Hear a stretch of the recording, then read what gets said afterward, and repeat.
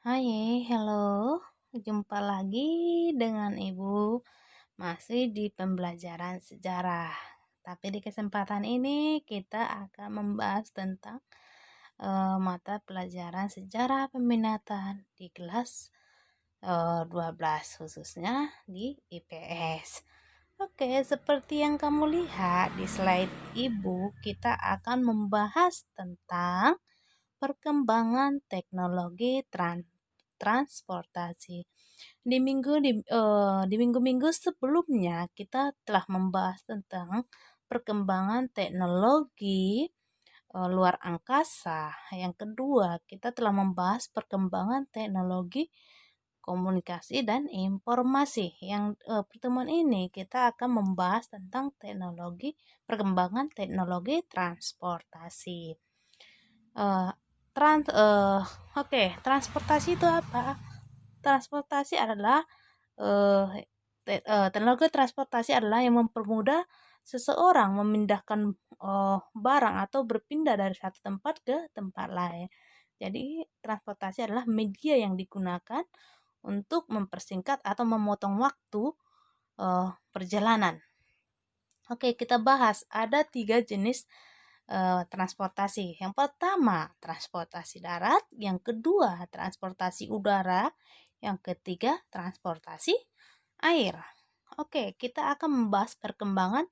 Yang pertama, membahas perkembangan transportasi darat. Transportasi darat sudah dikenal sejak zaman kuno. Oh, ya, sudah ada, tapi tidak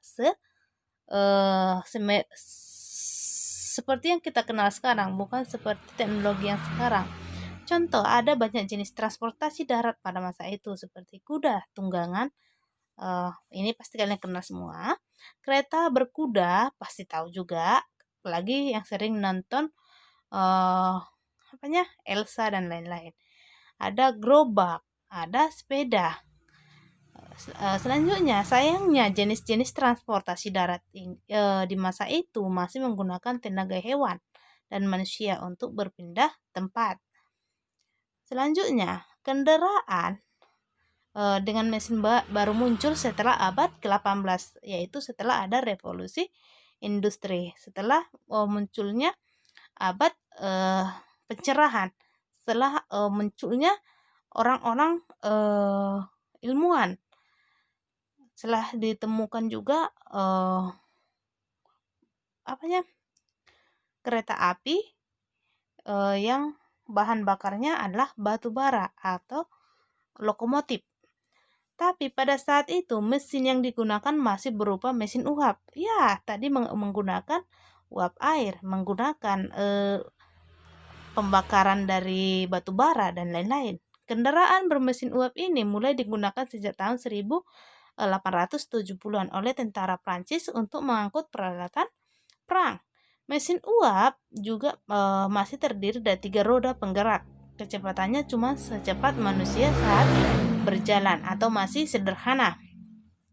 Untungnya satu dekade kemudian atau satu abad kemudian, satu dekade itu berarti satu abad atau 100 tahun kemudian, mesin diesel ditemukan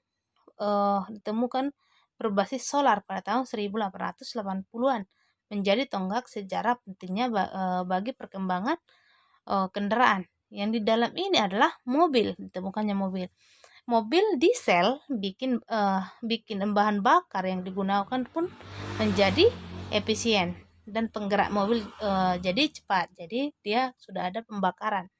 Sejak saat itu mobil mulai banyak digunakan karena praktis, bisa digunakan kapan saja, untuk kemana saja.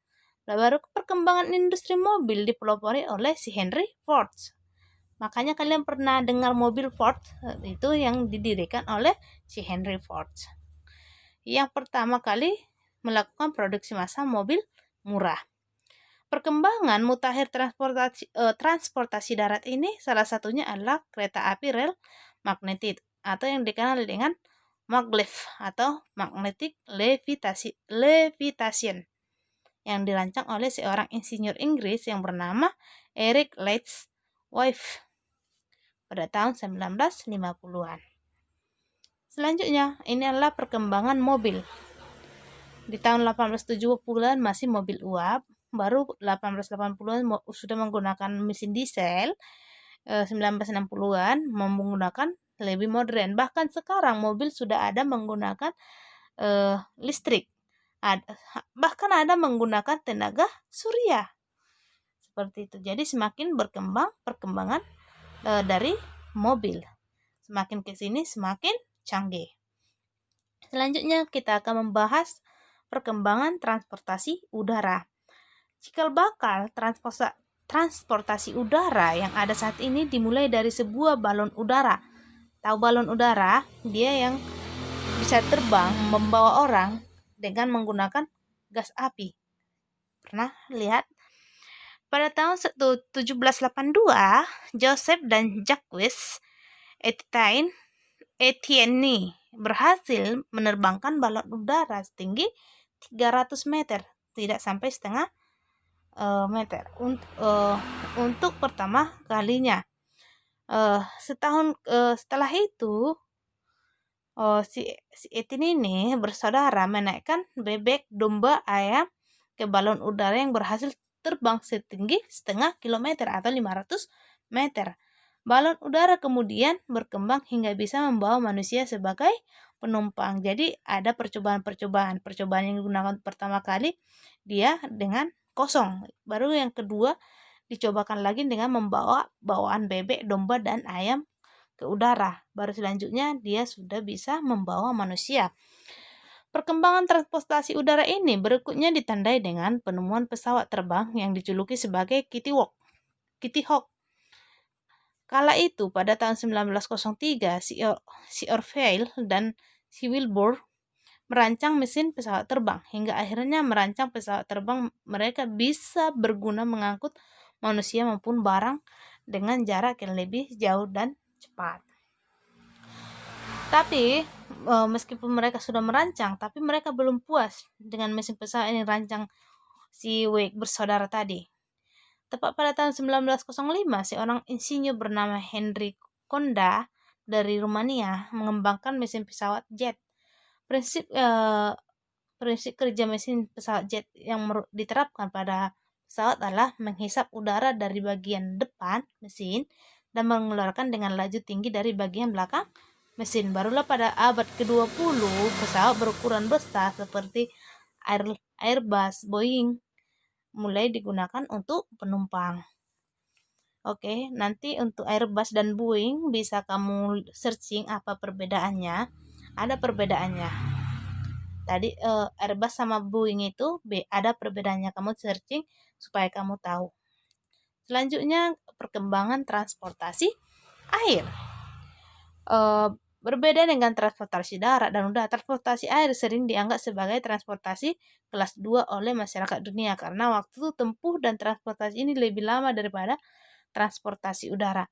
Walau begitu, transportasi air sangat berguna untuk perjalanan antar pulau yang dekat serta harganya lebih murah daripada transportasi udara. Kenapa bisa lebih murah? Kalau transportasi udara karena dia cepat, dia lebih mahal. Kenapa lebih mahal? Semakin cepat kecepatan suatu mesin menghisap bahan bakar pun semakin cepat. Sedangkan transportasi air dia lama, tapi dia tidak banyak menggunakan tenaga mesin. Kenapa? Masih ada dorongan dari angin dan dorongan dari gelombang air. Jadi tidak terlalu banyak menggunakan tenaga mesin. Selanjutnya, perkembangan transportasi air tidak terlepas dari penemuan mesin uap oleh James Watt. James Watt telah menginspirasi Robert Fulton yang membuat kapal uap pertama dengan nama Clermont. Penemuan kapal uap dapat memudahkan banyak orang menyeberangi laut. Sebelum ada kapal, orang-orang dulu menggunakan rakit sebagai penyeberangan sungai. Pernah dengar? Itu merupakan salah satu transportasi air yang sangat sederhana. Pertama itu adalah rakit yang berkembang menjadi sampan. Pernah dengar sampan? Orang-orang yang sering ke pesisir pasti tahu itu apa sampan. Itu kapal-kapal kecil atau kapal-kapal kecil yang digunakan oleh nelayan untuk menangkap ikan di sekitaran tempat tinggalnya. Selanjutnya, kita akan bahas kembali lagi ke topik. Selain kapal uap, ada pula kapal selam, yaitu kapal yang bergerak di bawah permukaan air yang umumnya untuk kepentingan militer. Sejarah kapal selam berawal sejak tahun 1500-an Masehi dan mulai muncul pada abad ke-19. Penemuan kapal selam adalah Cornelis Drebbel. Kapal selam mulai terkenal sejak digunakannya pada Perang Satu. Kapal selam nggak ibu jelaskan pun kalian pasti tahu, dia itu bergerak di tengah-tengah air, bukan di bawah. Kalau dia di bawah pasti sudah karam atau tenggelam. Dia di antara, kalau di atas air dia kapal apung seperti Titanic dan lain-lain. Dia berada di tengah-tengah air, bukan di bawah air ya. Ternyata transportasi juga punya sejarah yang oke. Kita kembali lagi, ternyata transportasi juga punya sejarah yang panjang. Perkembangan transportasi mempunyai berbagai dampak. Ada dampak positifnya, ada dampak negatifnya. Dampak positifnya, manusia menjadi lebih mudah berpergian, pengiriman barang antara wilayah yang lebih cepat dan mempercepat pembangunan infrastruktur. Sementara itu, dampak negatifnya adalah makin banyaknya polusi udara, berkurangnya sumber daya manusia, membuat kendaraan dan sampai kemacetan. Oke, Ibu bahas dampak positifnya, kita bahas. Semakin canggih atau semakin banyak atau semakin maju teknologi transportasi, maka pengiriman semakin cepat. Kita contohkan sekarang, pengiriman semakin cepat, Gojek online. Jadi kita di rumah kita bisa mengorder makanan, tidak membutuhkan waktu berhari-hari, tidak membutuhkan waktu berjam-jam. Ada 5 menit sampai. Itu sesuai dengan jauhnya tempat kita membooking makanan atau memesan makanan. Perkembangan transportasi juga membuat pembangunan semakin cepat. Kenapa dibuat pembangunan semakin cepat? Karena banyaknya transportasi, nanti untuk menghindari kemacetan jadinya dibangunlah jalan tol, dibangunlah landasan pesawat yang lebih banyak, dibangunlah pelabuhan yang lebih banyak. Jadi ada perkembangan atau pembangunan infrastruktur. Kalau untuk darat dia pembangunan tol. Kalau di Jakarta sudah ada yang namanya MRT dan lain-lain. Sementara dampak negatifnya sangat banyak. Banyaknya polusi udara karena asap itu, asap-asap dari kendaraan bisa menyebabkan polusi udara, di mana kualitas udara semakin rendah, udara semakin kotor, banyak penyakit karena polusi. Baru selanjutnya, berkurangnya sumber daya alam untuk membuat kendaraan. Kenapa dikatakan berkurang? Iya, sumber daya alam. Contoh, seperti batu bara. Kalau kita masih menggunakan lokomotif atau menggunakan tenaga uap dari batu bara, pembakaran uap batu bara, jadi sumber daya alam semakin habis. Untuk kendaraan sepeda motor, kita menggunakan bensin. Dari mana bensin? Dia dari sumber daya alam.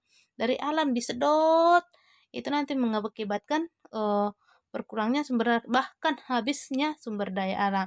Makanya sekarang sudah banyak dilakukan percobaan untuk menghasilkan minyak yang bisa digunakan ke mesin transportasi dari bahan selain dari alam. Dia menggunakan minyak nabati, minyak sawit dan lain-lain. Masih banyak penelitian. Selanjutnya sampai kemacetan. Iya, semakin kita lihat kota Jakarta, jangankan ke Jakarta, Medan saja sudah sangat macet. Bisa kita satu lampu merah bisa sampai 3 jam. Itu kenapa? Karena semakin banyak teknologi yang temukan, semakin banyak orang berlomba-lomba membeli yang lebih baru, akhirnya membuat satu tempat itu semakin macet. Seperti itu. Apalagi Indonesia, kita adalah budak produk. Tahu budak produk, apa yang baru selalu kita beli, apa yang baru selalu kita beli. Di luar sana tidak ada seperti itu. Jika masa fungsinya suatu kereta atau mobil itu 5 tahun, mereka akan membeli lagi setelah itu rusak setelah 5 tahun kemudian. Bahkan di Belanda itu tidak ada mobil, termasuk mereka berlomba-lomba naik sepeda. Kenapa? Karena mereka sadar bahwa polusi dari kendaraan tersebut bisa merusak bumi kita, seperti itu. Sampai di situ yang Ibu jelaskan tentang perkembangan teknologi transportasi. Mungkin minggu selanjutnya kita akan masuk pembahasan selanjutnya, yaitu perang dingin. Oke, sampai di sini dan sampai jumpa di pertemuan-pertemuan selanjutnya. See you, goodbye.